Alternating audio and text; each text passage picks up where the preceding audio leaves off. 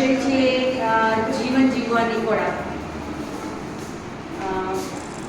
થોડું સ્વીકારી લઉં કે બહુ જાજો સમય ફાળવી શકાયો નથી તૈયારી માટે, એટલે જેમ જેમ વિચાર આવતા ગયા તેમ તેમ મેં મુદ્દાઓ નોંધ્યા. એટલા બધા મુદ્દાઓ વધી ગયા હવે 10 મિનિટ કે 15 મિનિટમાં બધું જ પ્રેઝન્ટેશન શક્ય પણ ન બને. એટલો બધો મોટો આખો વાસ્ટ ક્ષેત્ર છે જીવન જીવવાની કળા. મેં સાંભળ્યું કિરણ સરના મુદ્દાઓમાં અને બીજા 1-2 પ્રેઝન્ટેશનમાં પણ મારા મુદ્દાઓ આવી ગયા, તો મને એવું થાય છે કે પછી એનું રિપીટ નહીં કરું. જીવન જીવવાની કળા બહુ જ આર્ટ ઓફ લિવિંગ બહુ જ મોટો અને વિશાળ વિષય છે. અત્યારનો જે સમય છે અને જે સામાજિક પરિસ્થિતિ અને આપણી જે દુનિયા છે જેમાં આપણે જીવી રહ્યા છીએ, તેમાં મોટાભાગની બાબતો અને પરિસ્થિતિઓ અને સંજોગો અને આપણી આસપાસની વ્યક્તિઓના વલણો એ એવું છે કે જેની પર આપણો કોઈ કંટ્રોલ જ નથી. આપણું જીવન જીવવા માટે આપણે આપણા કંટ્રોલમાં હોય એવી બાબતો ધ્યાને લેવી. આ એક સૌથી સીધો અને સરળ ગુજરાતી વેપારી તરીકેનો દાખલો હોઈ શકે. આપણે તો બધા ગુજરાતીઓ ને, એટલે આપણે એક જોવાય કે ઓછામાં ઓછા નુકસાન સાથે વધુમાં વધુ નફો કેવી રીતે મળે. જીવન જીવવાની કળામાં આપણા જીવનમાં આપણને નુકસાન કરતા પરિબળો જો આપણા અંકુશમાં નથી તો તેની ચિંતા કરવી જ નહીં. જે આપણા અંકુશમાં છે તે બાબતો પૈકી આપણને નુકસાનકારક ન હોય અને આપણને નુકસાન ન થાય તેના માટે જ પ્રયત્નો કરવા. ખરેખર તો શાસ્ત્રીય રીતે જીવન પદ્ધતિ માટે આપણા ઋષિમુનિઓએ આપણને 4 આશ્રમ સંસ્થા આપેલી છે, જે સમગ્ર જીવનને 4 જુદા જુદા ફેઝમાં એટલે કે અવસ્થાઓમાં વહેંચે છે. કે બ્રહ્મચર્યાશ્રમ જે આપણું વિદ્યાર્થી જીવન સૂચવે છે કે જેમાં આપણું સતત શિક્ષણ થવું જરૂરી છે. ત્યાર પછી છે ગૃહસ્થાશ્રમ, જેમાં જીવનના મેદાનમાં તલવાર લઈને કૂદી પડવાનું છે. તમામ જીવનના મોટા પ્રશ્નો, જવાબદારીઓ અને સમસ્યાઓનો સામનો આપણને આ અવસ્થા ગૃહસ્થ અવસ્થા દરમિયાન આવે છે, જેમાં આપણે આપણી સાથે આપણા જીવનસાથીના જીવનની જવાબદારી ઉપાડીએ, આપણા બાળકોની જવાબદારી ઉપાડીએ, આપણા વડીલોની જવાબદારી ઉપાડીએ. સમગ્ર રીતે આપણું કુટુંબ જીવન અને સમાજ જીવન છે તેમાં સતત જવાબદારીઓના ભારમાં આપણે લિટરલી ખેંચાઈ જઈએ અને દબાઈ જઈએ એવું લાગે. અને આ અવસ્થા જે છે ને ગૃહસ્થ અવસ્થા એ પૂરી થતા સુધીમાં તો થાકી જવાય છે. અને ખબર નહીં આપણા ઋષિમુનિઓને આ જ વસ્તુનો એક અહેસાસ હતો, એટલે ત્રીજી અવસ્થા આપણને આપીને તે છે વાનપ્રસ્થ અવસ્થા.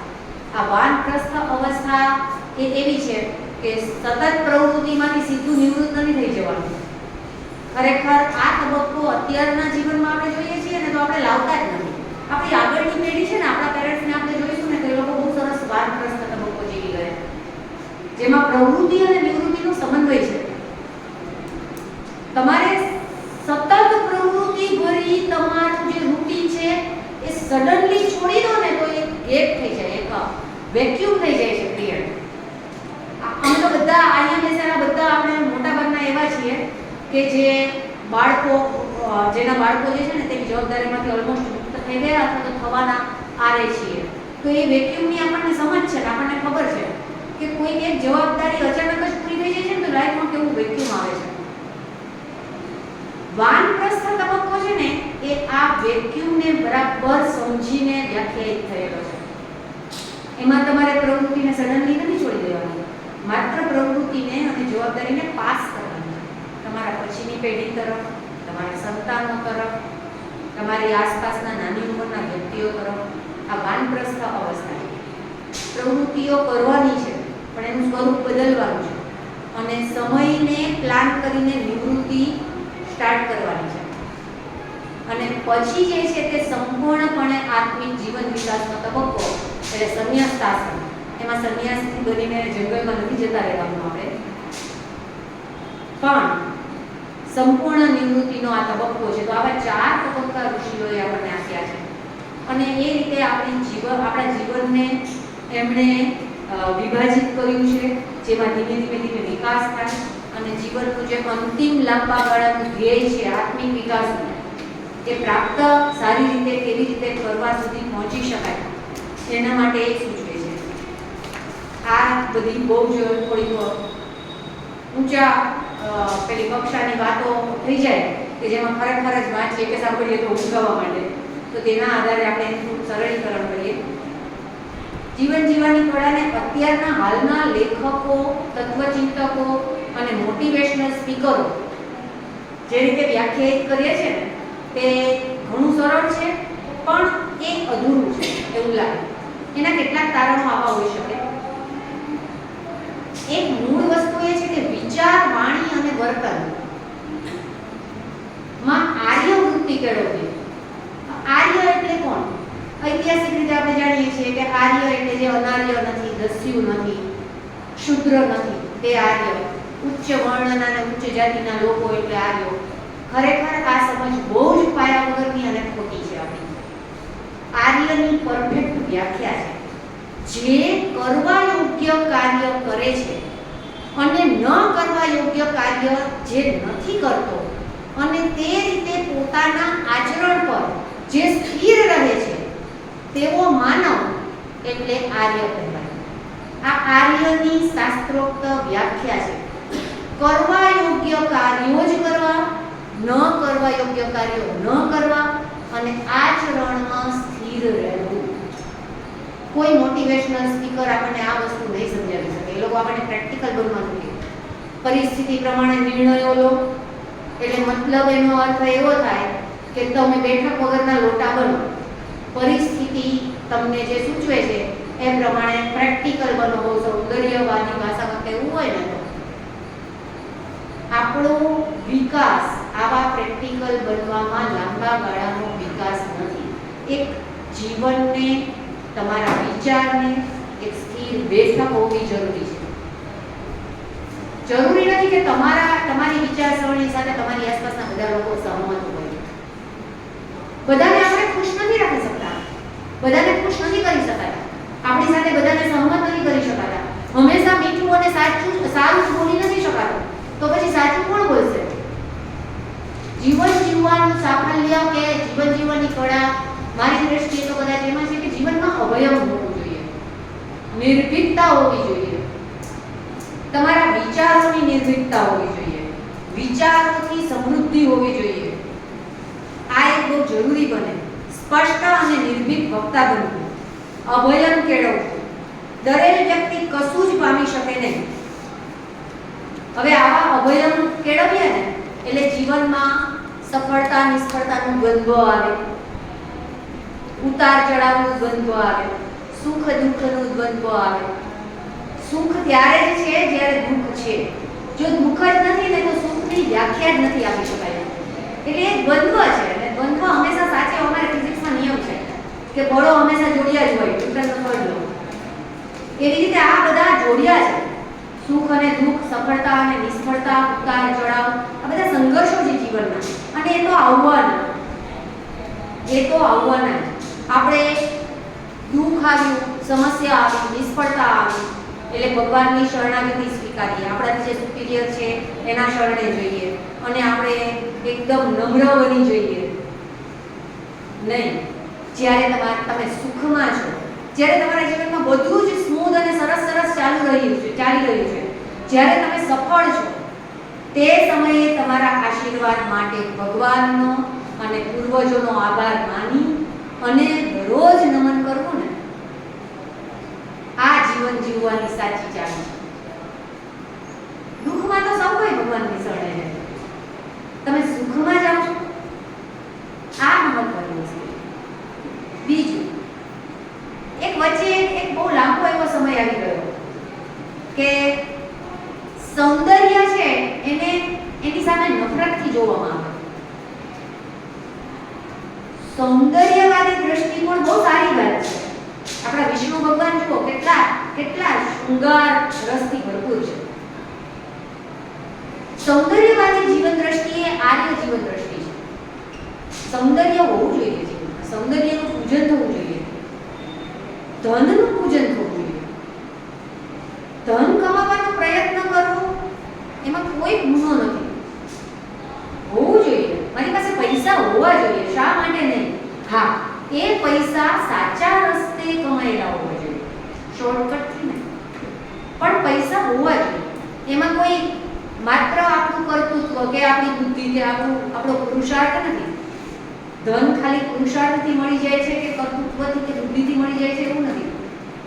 ધનનું, લક્ષ્મીનું આપણી પાસે આવવું એ આપણા અનેક જન્મોના કર્મનું પરિણામ હોય છે. આ કર્મનો સિદ્ધાંત છે. પણ જો લક્ષ્મી મેળવવાનો આપણે પ્રયત્ન કરીએ છીએ આ જન્મમાં, તો એમાં કંઈ જ ખોટું નથી. લક્ષ્મી હશે તો હું મારા રોજીરોટીના જીવન નિર્વાહની ચિંતામાંથી મુક્ત થઈ શકીશ. અને જો હું એ ચિંતામાંથી મુક્ત થઈ શકીશ તો મારા જીવનને અન્ય મોરચાઓ તરફ શ્રેષ્ઠ બનાવવાનો પ્રયત્ન સહેલાઈથી કરી શકીશ. બીજું, હું દાન કરી શકીશ. દાન માત્ર ધનનું નથી. યથાશક્તિ ધન દાન કરવું, જ્ઞાનનું દાન કરવું, કર્મનું દાન કરવું અને સમયનું દાન કરવું આ જીવન જીવવાનું એક સાચી ચાવી હોઈ શકે. સતત જ્ઞાન પીપાસુ બનવું, જ્ઞાનવાન વ્યક્તિઓનો આદર કરવો, તેમની પૂજા કરવી, એમને આવકારવા અને એમની સેવા કરવી. જ્ઞાનવાન વ્યક્તિઓને નમવું, ગમે તેને ના નમાય. અત્યારે તો બધા બહુ સંતો મહંતો ને એના ભક્તો આપણે જોઈ રહ્યા છીએ, જેની પાસે વિચારોની સમૃદ્ધિ નથી, જે આપણને માર્ગદર્શન આપી શકે તેમ નથી, અને આપણી બુદ્ધિ અને આપણું મન જેને નમવા માટે, મસ્તક નમાવવા માટે તૈયાર ન થાય, તેને મસ્તક ન જ નમાવવું, આટલું અભયમ કેળવવું એ જીવન કળા છે. જરૂરી નથી કે જીવનના બધા ક્ષેત્રે આપણને સોંપાયેલી દરેક ભૂમિકામાં આપણે શ્રેષ્ઠ સાબિત થઈએ. First class family person, second class professional person હોઈ શકે, એ થર્ડ ક્લાસ પિતા અને ફોર્થ ક્લાસ પુત્ર ક્યારેક સાબિત થઈ શકે. જે ફર્સ્ટ ક્લાસ પિતા છે તે તેની નોકરી કરવાની કે વ્યવસાયિક જગ્યાએ નિષ્ફળ હોઈ શકે, પણ એના કુટુંબમાં એ ફર્સ્ટ ક્લાસ પિતા છે. હું નિષ્ફળ શિક્ષક હોઈ શકું તો હું ફર્સ્ટ ક્લાસ સફળ ગૃહિણી હોઈ શકું.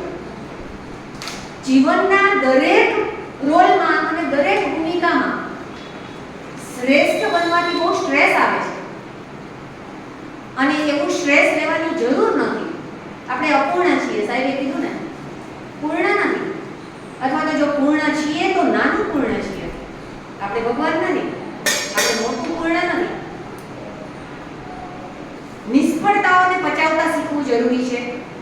લાઈફમાં ફાઇનાન્શિયલ પ્લાનિંગ બહુ જરૂરી છે, નહીતર ઘણીવાર હાથ લંબાવતા ફરવું પડે. જીવનના ટૂંકા ગાળાના ધ્યેયો પણ હોવા જરૂરી છે અને લાંબા ગાળાના ધ્યેયો પણ હોવા જોઈએ. જીવન સંધ્યાના સમયે 60 વર્ષની ઉંમર પછી જીવન સાથી અને કુટુંબ સિવાય કોઈ પોતાનું નથી, આ અહેસાસ હોવો બહુ જરૂરી છે. સફળ ન હોઈએ તો વાંધો નહીં, આપણા વિષયમાં આપણે લાયક હોવા બહુ જરૂરી છે, લાયકાત કેળવવી બહુ જરૂરી છે. એટલે બે શબ્દો જીવનમાં સમજવા, સફળતા એટલે શું અને લાયકાત એટલે શું. વ્યક્તિગત વિશેષતાઓનું સન્માન કરવું અને વ્યક્તિગત મર્યાદાઓનું પણ સન્માન કરવું બહુ જરૂરી છે. મારામાં મર્યાદાઓ છે તો સામેવાળામાં પણ મર્યાદાઓ છે, આ યાદ રાખવું. અને સાહેબનો વિષય સ્વયં પ્રેરિત બનવું, સેલ્ફ મોટિવેટેડ બનવું. બાકી બહારના મોટિવેશનલ પરિબળો બહુ અસરકારક હોતા નથી. એ ટેમ્પરરી સ્મશાન વૈરાગ્યની જેમ આપણને મોટિવેટ કરી જાય 2-4 દિવસ પૂરતા. બાકી બહારના મોટિવેશન્સ લાંબી અસર રાખતા નથી. જે સ્વયં પ્રેરણા હોય છે તે જ મહત્વની છે. જે નથી તે ઈશ્વર પાસે માંગવું અને મુશ્કેલ સમયોમાં ઈશ્વરના શરણે જવું, એમાં જરાક પણ ખોટું નથી, જવું જ જોઈએ. પરંતુ મારી પાસે જે છે, મારા જીવનમાં મને મળેલા આશીર્વાદો અને મને મળેલા સમૃદ્ધ સંબંધો માટે હંમેશા ઈશ્વરના આભારી રોજે રોજ બનવું તે સાચી જીવન કળા છે. Thank you very much.